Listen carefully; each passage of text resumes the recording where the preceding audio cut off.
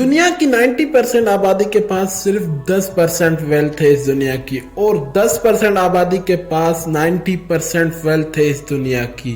यानी कि 90 लोगों के पास सिर्फ 10 रुपए हैं और 10 लोगों के पास 90 रुपए हैं इस दुनिया में। अब आपका सवाल होगा कि क्यों 90% आबादी के पास सिर्फ 10% वेल्थ है इस दुनिया की।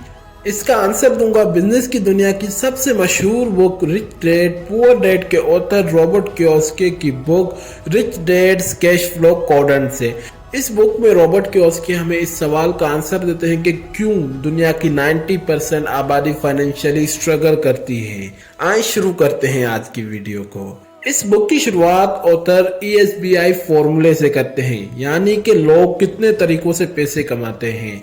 ये जो ESBI फॉर्मूला है, इसका मतलब है E mean employment, S mean self employed, B mean business, I mean investment. Employment mean कि आप गवर्नमेंट या किसी कंपनी के लिए जॉब करते हैं। इसी तरह सेल्फ एम्प्लॉयमेंट, आप अगर मैकेनिक, इलेक्ट्रिशियन, प्लम्बर या आपको कोई छोटा दुकान है या फिर आपको कोई ऐसा हुनर है जहां से आप पैसे कमाते हैं, अगर आप वो काम ना करें तो आपको पैसे नहीं आते, तो आप सेल्फ एम्प्लॉयमेंट में आते हैं। इसी तरह बिजनेस, आपके अंडर कुछ लोग काम करते हैं जो आपके लिए काम करके आपके लिए पैसे कमाते हैं। अगर आप खुद भी काम ना करें कभी कभी तो आपका काम चलता रहता है और आपको पैसे आते रहते हैं। इसी तरह इन्वेस्टमेंट, आपके आसपास कुछ ऐसे घर होंगे जो रेंट पर होंगे, उनके मालकान को हर महीने कुछ न कुछ रेंट मिलता है बगैर मेहनत के। इन्वेस्टमेंट का मतलब है कि अगर आप सोए भी हुए हो तो आपको पैसे आते रहेंगे बगैर किसी काम के। अब मैं आपको ESBI फॉर्मूले को सिंपल तरीके से एक्सप्लेन करता हूँ। जैसे एक डॉक्टर है, अगर वो किसी हॉस्पिटल में काम करता है तो वो एम्प्लॉयमेंट में आ जाता है।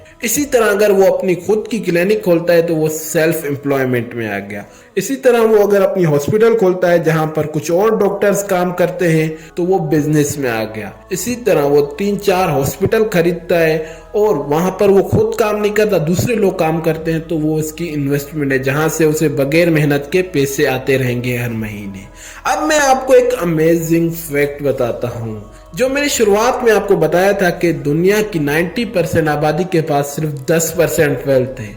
अब मैं आपको बताता हूँ कि जो दुनिया की 90% आबादी है वो क्या काम करती है। वो जो दुनिया की 90% आबादी है वो इस क्वाड्रेंट यानी कि ESBI की लेफ्ट साइड है, यानी कि E और S की तरफ, एम्प्लॉयमेंट और सेल्फ एम्प्लॉयमेंट। और जो दुनिया की 10% आबादी है जिसके पास 90% वेल्थ है वो इस क्वाड्रेंट के राइट साइड है, यानी कि B और I की तरफ, बिजनेस और इन्वेस्टमेंट की तरफ।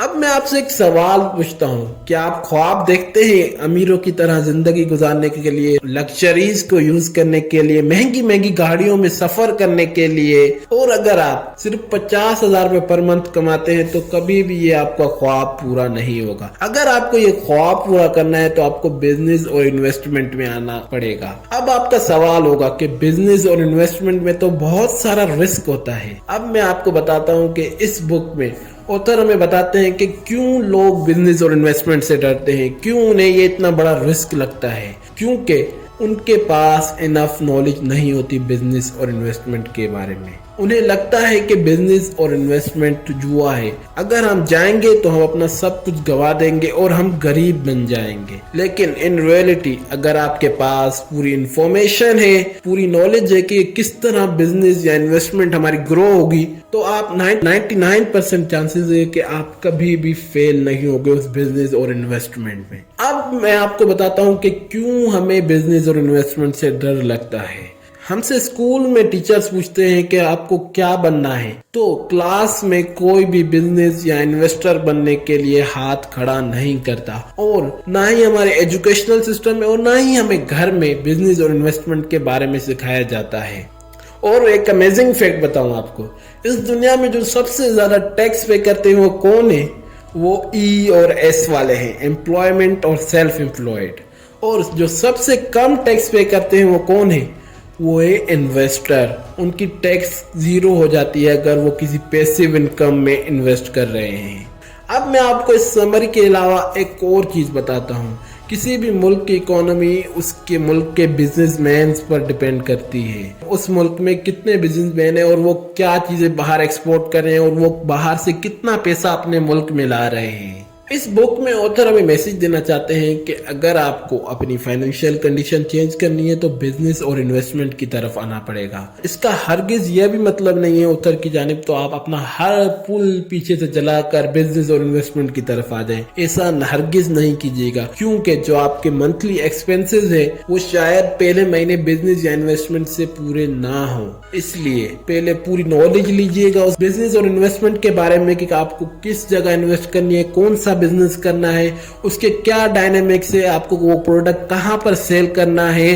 ये तमाम इंफॉर्मेशन लेने के बाद आपको वो बिजनेस शुरुआत में वो बिजनेस पार्ट टाइम करना है, क्योंकि शायद वो बिजनेस ना चले, क्योंकि वो आपका पहला एक्सपीरियंस हो सकता है तो इसमें आपसे कुछ गलतियां होंगी। इसलिए जब तक वो बिजनेस आपके मंथली एक्सपेंसेस पूरे ना करें, जो आपके मंथली एक्सपेंसेस हैं यानी कि आपके बिल्स, ग्रोसरी वगैरह के, तब तक आप अपनी जॉब ना छोड़िएगा। जब आपका बिजनेस एक अच्छा खासा प्रॉफिट भी देने लग जाए और आपके एक्सपेंसेस भी पूरे करने लगे, तब आप अपनी जॉब से रिजाइन करके अपना पूरा फोकस उस बिजनेस की तरफ कीजिएगा। इन्वेस्टमेंट में भी यही कीजिएगा कि लॉन्ग टर्म रिजल्ट वाली इन्वेस्टमेंट फिलहाल ना कीजिएगा, क्योंकि हम ऐसे लोग हैं मिडिल क्लास जिनके अंदर सब्र बहुत कम होता है। थोड़ी सी प्रॉब्लम आएगी, वो हम लॉन्ग टर्म इन्वेस्टमेंट को भूलकर उसको बेचकर वो पैसे लेकर खर्च कर देंगे। इसलिए ऐसी इन्वेस्टमेंट पर फोकस कीजिएगा जहां से आपको हर महीने पैसिव इनकम आए, कुछ ना कुछ आपको हर महीने आए।